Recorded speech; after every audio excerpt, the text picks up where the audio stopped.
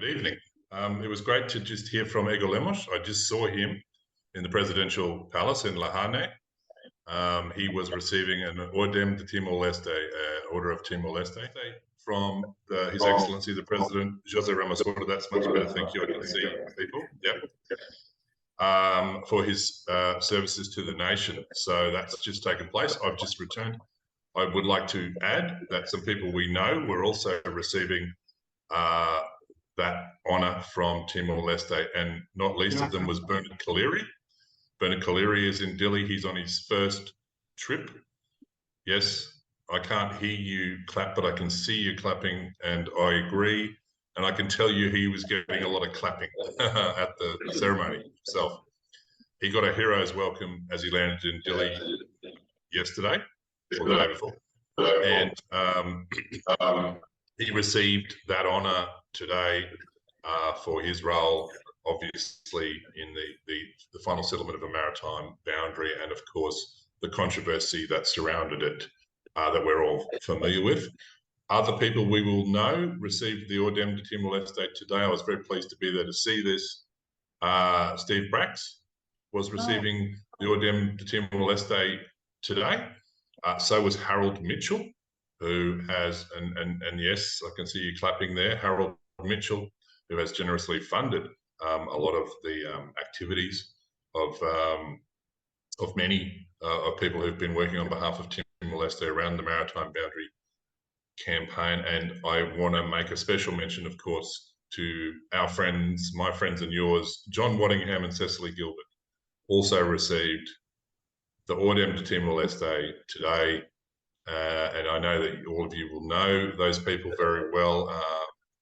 They go right back to 1974-5 in terms of their support for the nation of Timor-Leste, right up to the present day, through AETA, through the Timor Information Service, through John's work with Senator McIntosh, right through to today with CHART, the clearinghouse on archival records on Timor.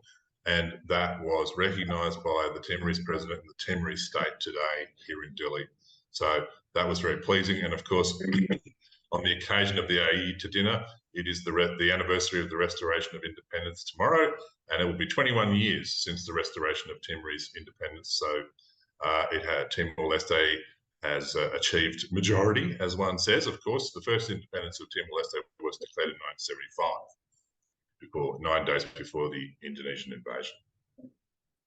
So then, of course, and the reason I'm speaking is that on Sunday is the much anticipated parliamentary elections. I'll just make some brief comments about that. Somebody wave in front of the camera when you need me to stop. And I'll talk about the elections. The campaign ceased yesterday. So today, Friday, was the first day with no campaign. There is a no campaign period of 2 days before the election on Sunday. But up until now, the campaigns have been running.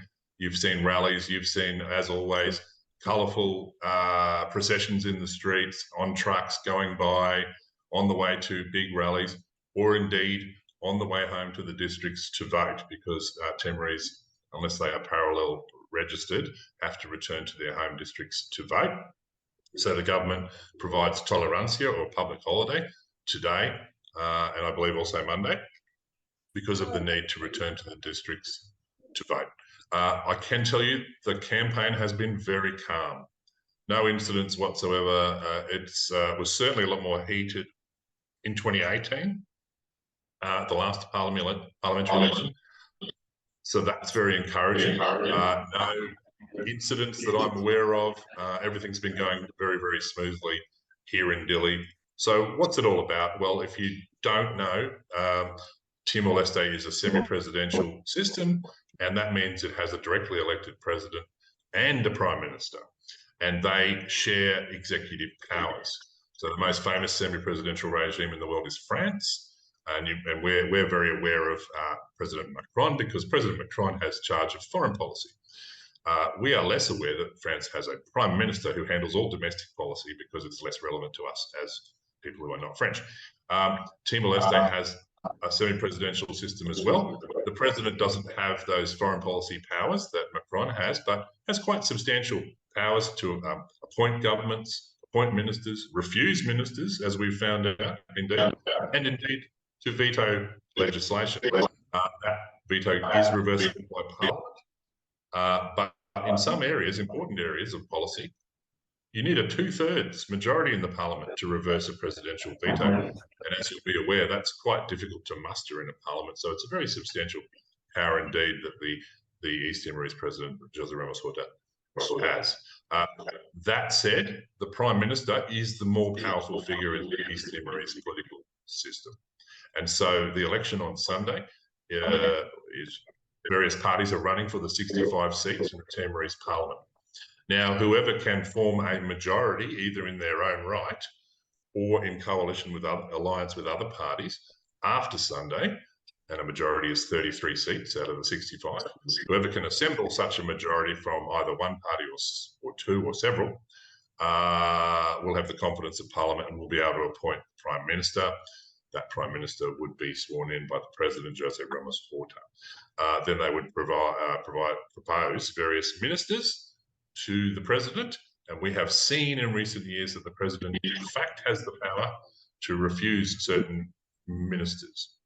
I don't think they have the power to refuse the Prime Minister, but certainly have the power to refuse certain ministers. So you see there'll be an interaction, there'll be negotiations between parties. My laptop is running out of power already, so live I'm going to be plugging it in as we talk. So bear with me.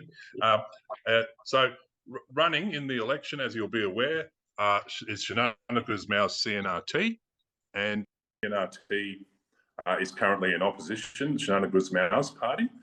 They've been in opposition for the last 3 years, and obviously this election is an opportunity for them to come back into power. The current government is a coalition of 3 parties, or an alliance of 3 parties, Fretlin, and 2 smaller parties, the Taumatan Ruak's PLP, he remains the Prime Minister, and Kunto.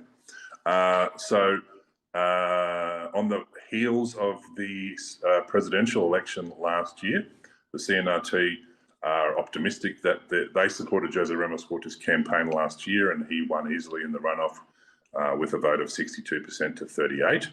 Obviously, they'll take some encouragement from that into the election on Sunday. There are also some local polls which suggest that CNRT is ahead in the polls, but there are a very high number of undecided voters, and there are also some methodological issues with those polls. So we really don't know what's going to happen on Sunday.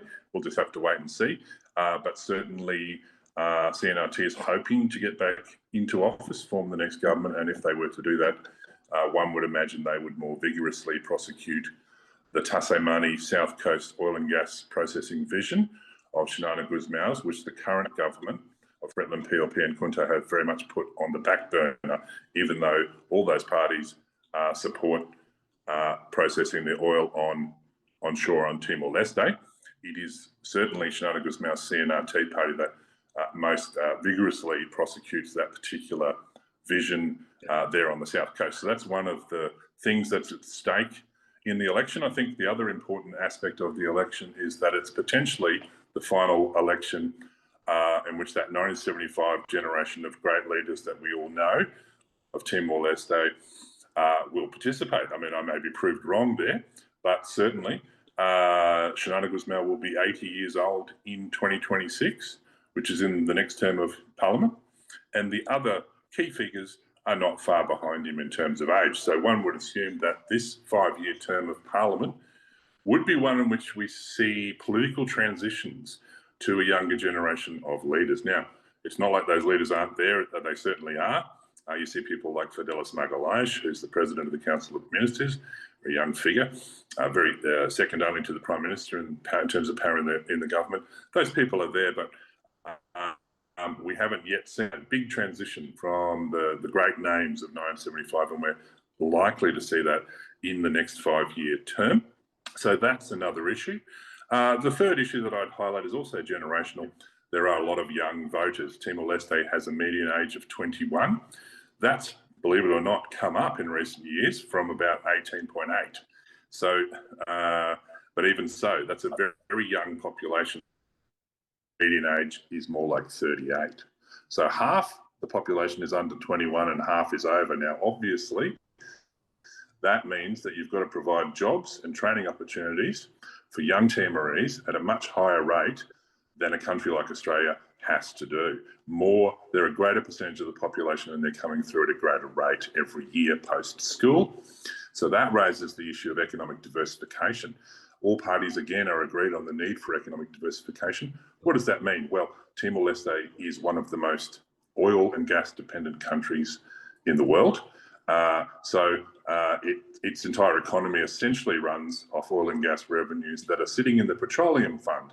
Now, they earn income every year. The problem is when people talk about the fiscal cliff, annual budgets have been exceeding that interest every year. And if they continue to exceed that interest every year in the same manner that they have been at the same rate, Timor-Leste's petroleum fund could run out in the next 10 years.